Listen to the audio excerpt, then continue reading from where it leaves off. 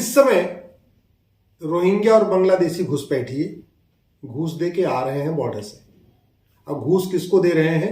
जो लोग बॉर्डर पे तैनात हैं उनको दे रहे हैं। तो कड़वी सच्चाई यह है कि बीएसएफ वालों को दे रहे हैं। बॉर्डर पे तैनात कुछ घूसखोर बीएसएफ के सिपाही केवल रोहिंग्या बांग्लादेशियों को घुसपैठ ही नहीं करा रहे हैं, बल्कि इधर से गौ तस्करी भी कराते हैं। अगर आप गूगल करेंगे BSF commandant 20 crore at Bengal border, Bangladesh border, आपको डिटेल मिलेगा। कभी एक कमांडेंट के यहां से 20 करोड़ रुपए मिला है। तो गौ तस्करी वालों को पैसा ही नहीं मिल रहा है, बल्कि ये जो रोहिंग्या बांग्लादेशियों को अंदर लाते हैं उनको भी पैसा मिलता है। उनको विदेशों से मिलता है, हवाला के जरिए मिलता है, खाड़ी देशों से मिलता है। और जितने घुसपैठियों को अंदर कराते हैं ईमानदारी के साथ उनको पर घुसपैठिया 2000 रुपए मिल जाता है। तो कहने का मतलब अगर रात को उन्होंने एक परिवार अंदर करा दिया 10 आदमी का, तो उनका रातों रात 20,000 रुपए हो गया। तो आराम से अगर 20,000 रुपए एक दिन में हो जा रहा है तो आप सोच लीजिए एक महीने में कितना हो गया। इस तरीके का पूरा बॉर्डर सिस्टम चल रहा है। उससे भी जो खतरनाक है, जो 2 साल के बाद होने वाला है, वो ये है कि ये घुसपैठिए हिंदू नाम से आधार बनवा रहे हैं। बॉर्डर पे घुस दे के आ गए, अंदर आए, 2,000 रुपए दिया और हिंदू नाम से आधार बनवा लेते हैं। जब उनके पास एक डॉक्यूमेंट हो गया, फिर वो 2,000 रुपए देते हैं, हिंदू नाम से राशन कार्ड बनवा लेते हैं। जब उनके पास 2 डॉक्यूमेंट हो गया, फिर वो 2,000 रुपए देते हैं, हिंदू नाम से बर्थ सर्टिफिकेट बनवा लेते हैं। जब उनके पास 3 डॉक्यूमेंट हुआ, फिर 2,000 रुपए देते हैं, फिर वो हिंदू नाम से ड्राइविंग लाइसेंस बनवा रहे हैं। जब 4 डॉक्यूमेंट हो गया, फिर उन्होंने 2-3 हजार रुपए दिया, हिंदू नाम से वोटर आईडी बनवा रहे हैं, हिंदू नाम से बैंक खाता खुलवा ले रहे हैं, हिंदू नाम से जनधन योजना का सरकारी जो मुफ्त मकान है, मुफ्त राशन है, उसका पूरा फायदा ले रहे हैं। केंद्र की जितनी योजनाएं हैं ये केवल भारत के लोग नहीं उसका फायदा उठा रहे हैं, रोहिंग्या और बांग्लादेशी उसका फायदा उठा रहे हैं। दिल्ली में तो खूब उठा रहे हैं। दिल्ली में तो ये जो कोरोना का काल था, ये घुसपैठियों के लिए एक तरीके से बढ़िया समय था उनके लिए। दिल्ली की सरकार ने इस कोविड के दौरान जब देश बंद था, आंख बंद करके रोहिंग्या बांग्लादेशियों को उन्होंने आधार कार्ड बनाया है, राशन कार्ड बनाया है, राशन दिया है, बर्थ सर्टिफिकेट उनका बनाया है, वोटर आईडी बनाया है, सब कुछ उनका बनाया, ड्राइविंग लाइसेंस बनाया। दिल्ली में तो खूब हो गया। दिल्ली में ऐसा कोई घुसपैठिया मेरे समझ से नहीं होगा जिसके पास ये 5-6 डॉक्यूमेंट नहीं होंगे, Aadhaar, ration card, driving licence, voter ID, ये सब कुछ नहीं होगा। उससे भी जो बड़ा खतरा है, वो खतरा ये है कि लगभग 2 साल के बाद पूरे देश के बड़े शहरों में जलसे आयोजित होंगे। जैसे अभी आपने सुना होगा दिल्ली में एक जलसा आयोजित हुआ, 4-5 हजार लोग बौद्ध धर्म अपना लिए, आम आदमी पार्टी के एक मंत्री ने कराया है। इसी तरीके से ये सेकुलर पार्टियां, सेकुलर नेता पूरे देश में जगह जगह बड़े बड़े सभाएं करेंगे, बड़े बड़े जलसे करेंगे, और उस जलसे में हजारों की संख्या में लोग कहेंगे हम तो हिंदू धर्म छोड़ रहे हैं। और वो होंगे कौन? एक्चुअल में रोहिंग्या बांग्लादेशी होंगे। भाई उनके पास डॉक्यूमेंट सारा हिंदू नाम से तो हिंदू हो गए। अब वो है एक्चुअल में हिंदू नहीं, वो है रोहिंग्या बांग्लादेशी। लेकिन 2 साल के बाद बड़ी बड़ी सभाओं में, बड़े बड़े शहरों में, दिल्ली में, मुंबई में, अहमदाबाद में, कलकत्ता में, पटना में, लखनऊ में, देहरादून में, ऐसे देश की जो राजधानियां हैं वहां पे, और जो बड़े बड़े शहर हैं, कानपुर हो गया, इलाहाबाद हो गया, इस तरीके के जो बड़े शहर, इंदौर हो गया, भोपाल हो गया, ऐसे शहरों में बड़े बड़े जलसे होंगे। जैसे अभी दिल्ली में हुआ था कुछ दिन पहले, आपने सुना होगा कि दिल्ली का एक मंत्री है गौतम करके, उसने 5,000 लोगों को बौद्ध धर्म अपनवाया है।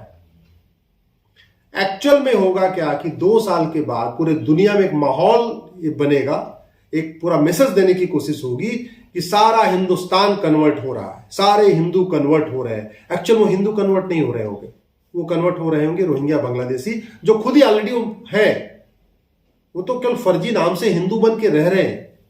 ये बहुत बड़ा खतरा है। पूरे इंटरनेशनल लेवल पे पूरी दुनिया में हमारी बहुत बड़ी थू-थू होने वाली है कि क्या हो गया, हिंदू धर्म इतना खराब है, सब कन्वर्ट होते जा रहे हैं, सब कन्वर्ट होते जा रहे हैं, सब कन्वर्ट होते जा रहे हैं। इलाहाबाद में भी कन्वर्ट हो रहे हैं, जो क्या बोलते हैं, बनारस में भी कन्वर्ट हो रहे हैं, लखनऊ में भी कन्वर्ट हो रहे हैं, मुगलसराय में भी कन्वर्ट हो रहे हैं, अहमदाबाद में भी कन्वर्ट हो रहे हैं, दिल्ली में भी कन्वर्ट हो रहे हैं, चंडीगढ़ में भी कन्वर्ट हो रहे हैं। एक ऐसा माहौल बनेगा कि देश के 50 शहर में एक साथ लोग कन्वर्ट हो रहे हैं। और ये कन्वर्ट होने वाले कौन है? ये कन्वर्ट वाले होंगे रोहिंग्या और बांग्लादेशी, जो हमारे देश में ऑलरेडी 5 करोड़ आ चुके हैं। जब मैंने 2017 में पीआईएल फाइल किया था तब मैंने कहा था कि 5 करोड़ रोहिंग्या बांग्लादेशी आ चुके हैं। सुप्रीम कोर्ट ने केंद्र सरकार के अलावा देश के सभी राज्य सरकारों को नोटिस भी जारी किया हुआ है, लेकिन दुर्भाग्यवश न तो केंद्र सरकार ने अभी तक जवाब दिया रोहिंग्या बांग्लादेशियों को निकालने के बारे में, न किसी राज्य सरकार ने जवाब दिया। न यूपी सरकार ने जवाब दिया, न असम सरकार ने दिया, न बिहार ने दिया, न बंगाल ने दिया, किसी ने, न मध्य प्रदेश, किसी राज्य सरकार ने दिया। ऐसे लगता है कि सरकारों को पता ही नहीं कि यह मामला सुप्रीम कोर्ट में भी चल रहा है। यह भी एक कड़वी सच्चाई है, किसी का जवाब तो आया नहीं अभी तक। कर्नाटक सरकार का आया था, उन्होंने तो कह दिया हमें जी पता ही नहीं है, फिर बोला हमें पता तो है लेकिन अभी इनको निकालने की कोई योजना नहीं है, मतलब इस तरीके की। फिर थोड़ा उस पर बवाल हुआ तो बोले हाँ हम इनको देख लिए हैं, आइडेंटिफाई के लिए, बेंगलोर में इतने रहते हैं, इस तरीके का। ऐसे लगता है रोहिंग्या बांग्लादेशियों के बारे में कोई सीरियसनेस नहीं है। अब सवाल यह है इसका समाधान क्या है? देखिए समाधान तो बहुत सीधी सी बात है। वो कहते नहीं सठे साठम समाचरित, लोहा लोहे को काटता है। अगर एक कानून सरकार तत्काल बना दे कि जो लोग भारत में अवैध रूप से रह रहे हैं ये 3 महीने के अंदर भारत छोड़ के चले जाए। स्वाभाविक सी बात है, पाकिस्तान, अफगानिस्तान, बांग्लादेश के जो माइनॉरिटी आए हैं वो तो नहीं जाएंगे, वो तो सीए के अंतर्गत प्रोटेक्ट हो जाएंगे, उनको जाने की जरूरत नहीं है। लेकिन जो बांग्लादेशी आए हुए हैं, रोहिंग्या आए हुए हैं, अगर इनके लिए कानून बन जाए कि भाई 3 महीने की विंडो है, इस 3 महीने के अंदर आप भारत छोड़ के चले जाओ, नहीं तो आपकी पूरी जो जितना आपने सामान यहां रखा हुआ है सारा जब्त होगा, आपका बैंक का खाता सीज होगा और आपको 10 से 20 साल के लिए जेल में डाला जाएगा। दुनिया के कई देशों में ऐसा कानून बना हुआ है। मैं गारंटी के साथ कहता हूं 80% रोहिंग्या बांग्लादेशी तुरंत भाग जाएंगे। वो रुके यहां है क्योंकि यहां कानून ही नहीं है ऐसा कोई। रोहिंग्या बांग्लादेशी भूटान तो नहीं जाते, भारत ही आते हैं। क्यों? क्योंकि यह कानून है ही नहीं। 1846 का कानून चल रहा है, फॉरेनर एक्ट, वो महाघटिया कानून, उसमें प्रोसीजर महाघटिया, सजा भी 3 साल की, वो भी पता नहीं कब होगी।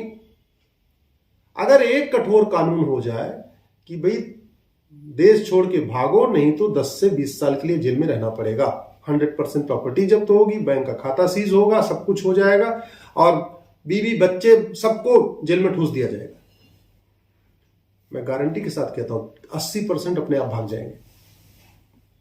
अब बात यह है कि जो आ रहे हैं उनका कैसे रोका जाए?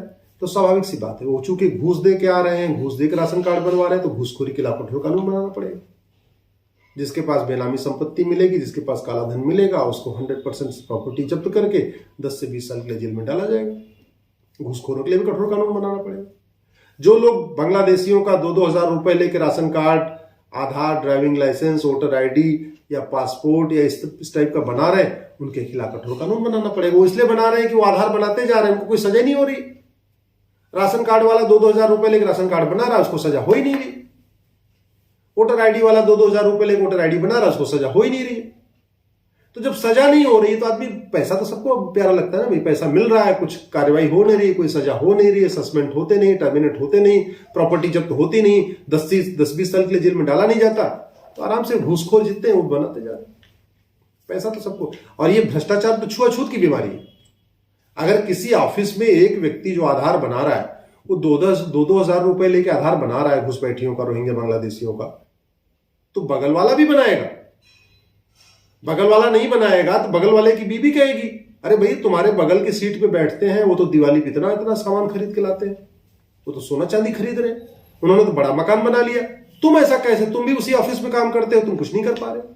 तो ये भ्रष्टाचार तो छुआछूत की बीमारी है।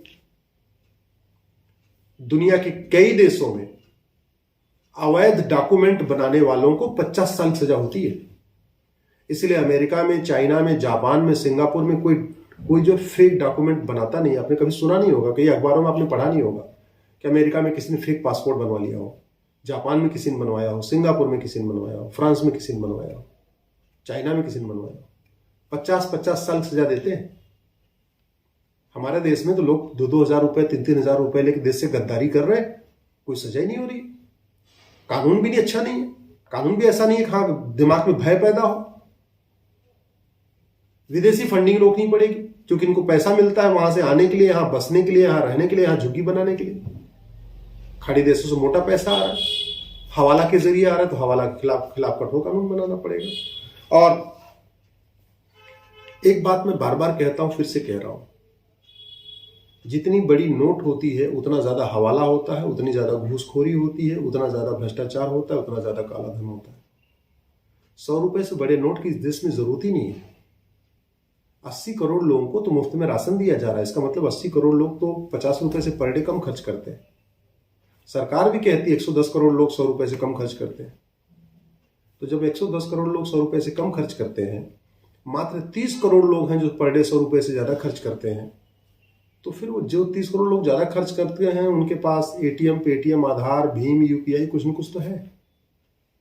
तो ये 100 रुपए से बड़ी नोट चल किस लिए रही है?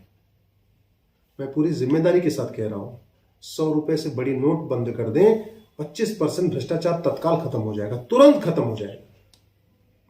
नोट बंदी करनी पड़ेगी, नोट बदली से काम नहीं चलेगा। नोट बंदी समझ रहे हैं ना? नोट बंद। 500 रुपए की पुरानी के बदले 500 रुपए पुरानी नहीं देना, ये नोट बंदी नहीं कहते इसको नोट बदली कहते हैं, करेंसी एक्सचेंज कहते हैं। 1000 रुपए बंद करके 2000 रुपए चलाना, इसको नोट बंदी नहीं कहते, इसको नोट बदली कहते हैं, करेंसी एक्सचेंज। 100 रुपए से बड़ी नोट बंद कर दें, 25% भ्रष्टाचार खत्म हो जाएगा। 25% भ्रष्टाचार का मतलब 25% अवैध धर्मांतरण रुकेगा, 25% आपकी घुसपैठ रुकेगी, 25% माओवाद नक्सलवाद खत्म होगा, 25% आपका जिहाद खत्म होगा, 25% आपका मजहबी उन्माद खत्म होगा। जितनी भी देश विरोधी गतिविधियां उनमें 25% कमी आ जाएगी। प्रॉपर्टी को आधार से लिंक कर दें, 25% भ्रष्टाचार और खत्म हो जाएगा, 25% हवाला और कम हो जाएगा, 25% काला धन और खत्म हो जाएगा। और अगर आपका हवाला कम हुआ, भ्रष्टाचार खत्म हुआ और काला धन खत्म हुआ, तो इसका मतलब 25% माओवाद, नक्सलवाद, कट्टरवाद, मजहबी उन्माद, धर्मांतरण, जिहाद भी 25% और खत्म हो जाएगा। तो केवल 2 काम करने से, 100 रुपए से बड़ी नोट बंद करने से और 50,000 रुपए से महंगी प्रॉपर्टी को आधार से लिंक करने से, केवल 2 काम करने से 50% भ्रष्टाचार खत्म। 50% भ्रष्टाचार खत्म का मतलब 50% देश विरोधी गतिविधियां खत्म।